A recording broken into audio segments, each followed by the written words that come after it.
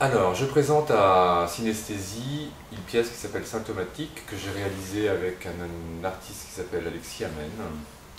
Cette pièce a déjà été montrée l'an dernier sur le site, et cette année c'est une extension de la pièce qui est donc déjà présentée sur le site de Synesthésie et qui se trouve être mise en situation d'un espace, dans une exposition avec deux autres artistes. Et donc là, c'est une invitation à jouer au jeu, mais avec une console, contrairement à avant où il y avait cette possibilité que de jouer sur le site Synesthésie, notamment avec une souris. Donc là, il y aura un écran tactile, on est plus proche du jeu vidéo, de l'idée de départ. Cette pièce a aussi été montrée la nuit blanche l'an dernier à Paris. Et pendant toute une nuit, il y a eu un public assez large qui est venu tester la pièce. Et là, on a pu s'apercevoir comment le public approchait quelque chose d'aussi complexe, apparemment, que donc, des anneaux, et puis surtout le mot Jacques Lacan, qui en général fait un peu peur parce que c'est comme une sommité. Mais alors Donc, justement, forcément, comment on réagit alors les gens en alors général? les gens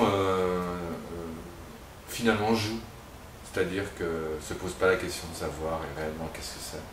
Certains bien sûr, ceux qui connaissent Jacques Lacan, ceux qui ont une approche plus intello, mais sinon le public met son doigt sur les trucs et puis valide, et puis il y a des bruits gagnés, perdus, et après essaie de comprendre qu'est-ce qu'il a à gagner ou à perdre. De toute façon il n'y a rien à gagner, d'autre que de faire le nœud, c'est tout.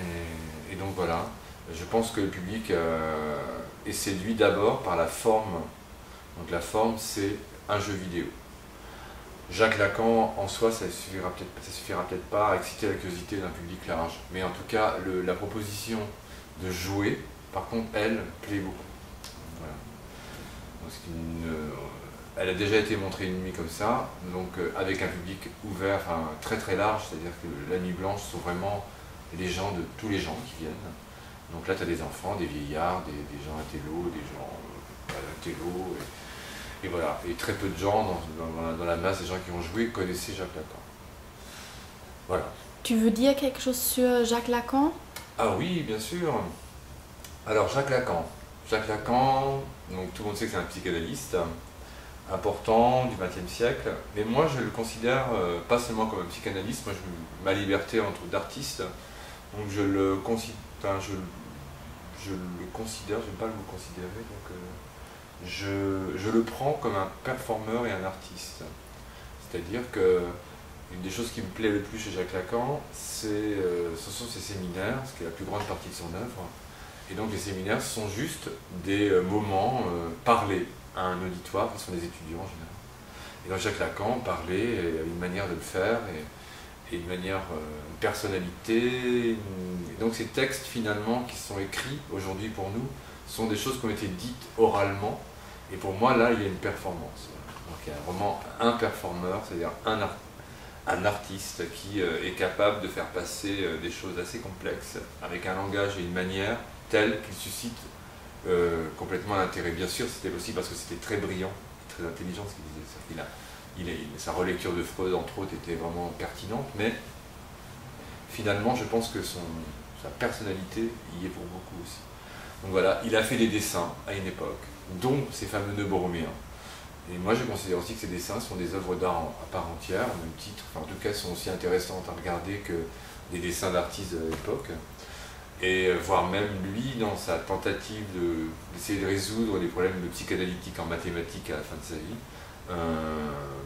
est tombé dans une sorte d'univers parallèle un peu fantaisiste où il a pu laisser son esprit vraiment aller ou voguer là.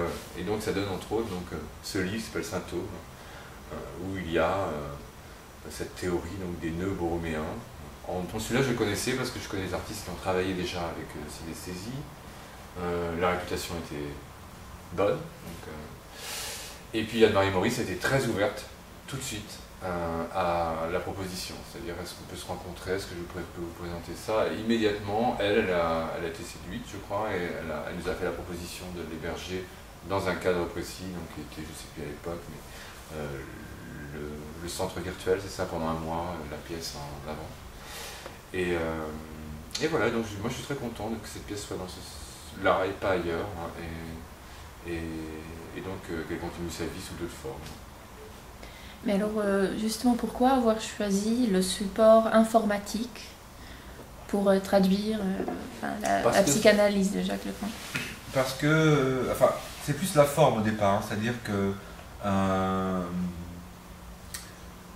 il me semblait évident que la meilleure façon de la montrer de manière constante aussi, l'idée c'était qu'elle était montrée sur Synesthésie un mois, qu'après elle est restée en mémoire, donc tout le monde peut la consulter, donc le lien est facile.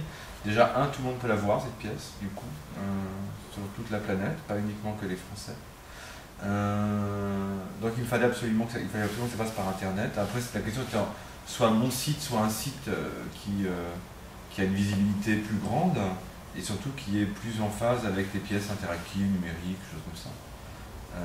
Donc comme c'était ma première pièce, on va dire non matérielle quasiment, un programme, je voulais qu'elle soit sur un support comme celui-là, Internet, et puis après Synesthésie parce que je connaissais surtout de réputation le site. Donc voilà, c'est plus parce que c'est un lien réellement formel. La psychanalyse sur Internet, c'est déjà depuis très longtemps, mais c'est une question intéressante à se poser, c'est-à-dire qu'est-ce que ça a à voir la traduction d'une théorie psychanalytique, ou en tout cas dans un jeu vidéo, se retrouvant sur un site. Bah, ça me semble être logique, hein. Quand j'ai vu les autres œuvres présentées par Synesthésie, ça me semblait être tout à fait la bonne famille. Après, je ne me suis pas posé plus de questions. Mais alors, qu'est-ce que ça apporte aux spectateurs, on va dire, comme j'imagine que pas tout le monde connaît la théorie de Jacques Lacan, ou alors le nœud borroméen, quel est le message qui est donné par cette œuvre? Alors, il n'y a pas de message, parce que je ne pense pas qu'une œuvre soit obligatoirement porteur d'un message. C'est plutôt une expérimentation, une invitation à sortir les informations de leur cadre.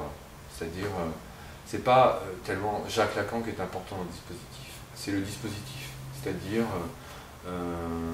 qu'une pensée est mise dans un contexte peut-être tout à fait intéressante, dans le sens où elle va être confrontée réellement avec, par exemple, pour Jacques Lacan, j'imagine que le fait que les 3 anneaux apparaissent et qu'avec les doigts on puisse toucher, c'est une simplicité, je dirais, pour composer les nœuds. Lui, il les faisait avec des fils, comme ça, qu'il accrochait les uns dans les autres, il montrait... C'est peut-être plus visuel, mais je pense que c'est... Il y a plus de distance aussi, on ne peut pas toucher le nœud, il y a un écran, on touche l'écran, voilà. On touche l'écran, mais c'est pas de ça dont je voulais parler finalement. Je me suis perdu dans... Ce que je voulais dire, c'était que... Bon, on fera comme ça, on coupe en compte.